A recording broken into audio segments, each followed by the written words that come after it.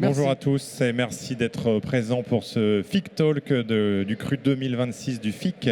Donc, je suis Benjamin Leroux de la société Advance et effectivement, on va revenir sur un sujet d'actualité. On ne pouvait pas ne pas parler d'IA, mais l'idée, c'est de voir justement dans quelle mesure ça change ou non les attaques vis-à-vis desquelles on doit se protéger au quotidien. Et donc, la question posée aujourd'hui, c'est est-ce que votre défense tient le coup? Cette menace qui a évolué, qui est considérablement transformée par l'IA, et on va voir comment, est-ce que vous êtes prêt à y faire face? Alors, tout va très vite. Vous avez peut-être déjà vu ce site web assez récent qui a déjà fait couler pas mal d'encre, qui s'appelle Zero Day Clock. Donc, c'est l'heure qui compte la sortie des 0D. Et en fait, ça va de plus en plus vite. Avant, il y avait des délais qui se comptaient en mois, en semaines, ou voire même encore avant en années, pour voir apparaître un 0D quand une vulnérabilité était identifiée. Et maintenant, avec les différents robots, les différentes IA qui sont capables d'analyser du code, on a vraiment un délai qui s'est raccourci de façon assez effrayante. On parle de jours, on parlera bientôt peut-être d'heures ou de minutes. Ça va très très vite, mais évidemment, les moyens en face n'ont pas explosé face à cette vitesse. Donc comment on fait Déjà, le premier constat, c'est d'essayer de comprendre, comme toujours, vis-à-vis de quoi on doit se protéger. Est-ce que cette IA, elle a ajouté de la nouveauté ou pas? Et en fait, pour nous, on pense qu'il n'y a pas de nouveauté, c'est juste une autre façon d'exploiter des vulnérabilités qui sont déjà là. Il n'y a pas de nouvelles vulnérabilités, par contre, ça va plus vite. On sort à l'occasion du FIC notre rapport sur l'état de la menace et un constat, c'est le nombre de vulnérabilités l'année dernière, 130 CVE par jour avec des exploitations en quelques heures. On connaît les vulnérabilités, on sait ce qu'est une CVE, il y en a juste beaucoup plus. Ensuite, c'est la capacité à évoluer, à muter. La capacité de mutation des malwares est aussi boostée et aussi accélérée par certaines intelligences artificielles. Et enfin, on va le voir, et ça, ce n'est pas nécessairement lié à l'IA, c'est lié à la façon dont les attaquants vont performer, c'est que le terrain de jeu a évolué. Les environnements cloud, les pipelines de développement, ce n'est pas toujours les périmètres les mieux maîtrisés, mais c'est là où on le voit que les attaquants mettent leur nez. Donc, qu'est-ce qu'on fait face à ça ? Déjà, on essaie de passer la slide. On regarde un petit peu la réalité du terrain. Pareil, dans notre rapport sur l'état de la menace, qui est constitué avec le fruit du travail de notre SOC et de notre CERT, on a vu des choses. Et qu'est-ce qu'on a vu? On a vu des augmentations. Ce n'est pas nécessairement des nouveautés, ce n'est pas des inventions générées par l'IA, c'est juste de l'intensification de la massification. Plus 22% de tickets correspondant à des alertes de priorité maximale. Le volume de P1, ce qu'on appelle les P1 au sein du SOC, il a augmenté de 22%. 44% des incidents détectés dans le SOC sont liés à une attaque ou à une phase préparatoire. Par le passé, il y avait du bruit, il y avait des pentests commandités par les clients pour tester le SOC, il y avait des actions réalisées par un apprenti sorcier ou par l'alternant de l'équipe cyber. Maintenant, on voit des vrais problèmes dans 44% des cas et 80% des cas traités par notre CERT. Dans 80% des cas, l'accès initial se faisait par compromission d'un compte. Ce n'est pas étonnant vu les fuites de données. Mais ce n'est pas un problème de sophistication.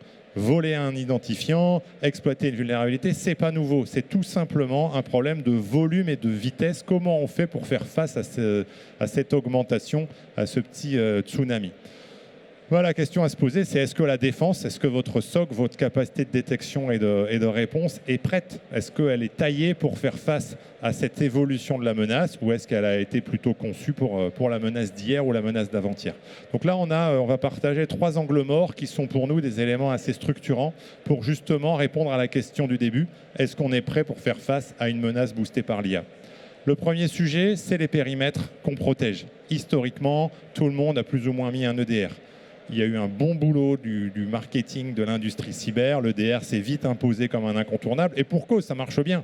L'EDR répondait à une problématique, allait plus loin que l'antivirus. On a arrêté les signatures, on analysait les comportements. On avait vraiment une vraie valeur ajoutée, une belle promesse. On en a mis presque partout. La majorité de vos endpoints, des serveurs, des postes de travail est sous couverture de l'EDR. Évidemment, les attaquants, qu'est-ce qu'ils font maintenant? Ils passent de l'autre côté. Et on le voit aussi quand on fait des tests d'intrusion, c'est plus facile maintenant de rentrer par la page d'administration du cloud qui a été mal sécurisée, il y a une évolution dans les outils de gestion du cloud, on va s'en prendre à ça, ou alors les pipelines de développement, le DevOps fait qu'on va vite, on met des composants dans tous les sens, et c'est là qu'on va venir taper.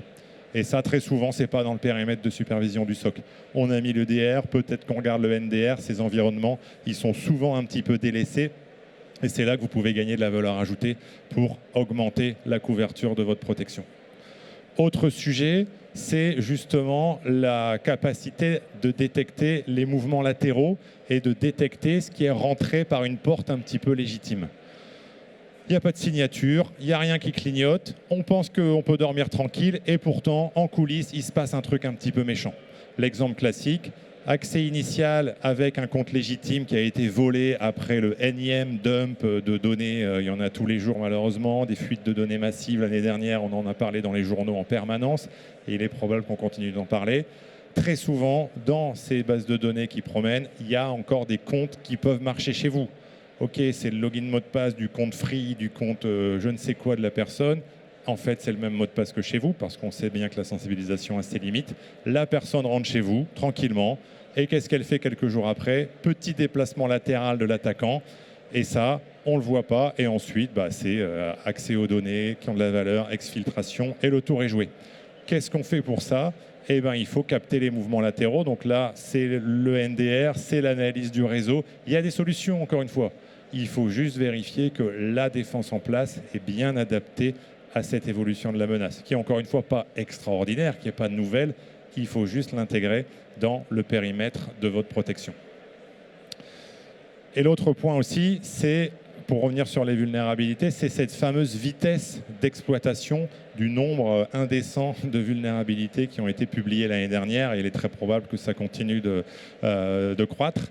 La CVE est publiée, l'exploitation elle va le commencer dans quelques jours parce qu'il y a quelqu'un qui a joué avec Claude Code ou qui a joué avec une autre IA pour trouver comment exploiter la vulnérabilité. Ça, c'est ce que font les méchants. Et votre défense, elle vous dit, vous inquiétez pas, vous aurez le bulletin envoyé par notre service de veille demain ou après-demain. Bon, évidemment, c'est trop tard.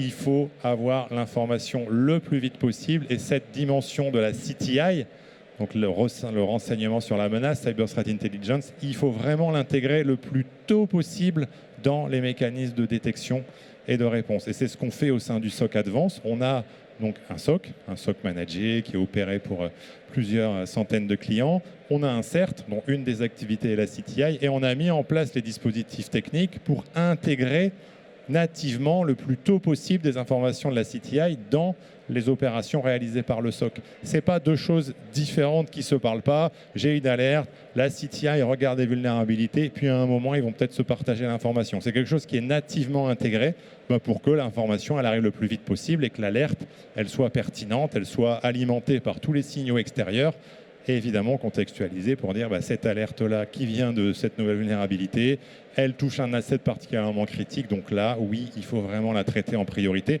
parce que des vulnes, il y en aura des tas et des tas et des tas à traiter tous les jours, et vous avez besoin d'être aidé pour choisir le combat. Donc on a vraiment besoin de relier tout ça, ce n'est pas des bulles qui vivent leur vie de façon indépendante, et en plus de ça, il faut être capable de regarder dans le rétroviseur. C'est pour ça que nous, de plus en plus, on fait du rétro-hunting quand il y a des nouveaux marqueurs qui sortent. L'année dernière, notre CERT a réalisé quasiment 200 campagnes de rétro-hunting parce que c'est aussi l'assurance de se dire « Ok, cette nouvelle petite chose-là, cette mauvaise nouvelle qui vient d'apparaître, elle était peut-être déjà en place chez nous, on va regarder. » Et il faut aussi pouvoir se donner la capacité de regarder un petit peu en arrière dans le rétroviseur.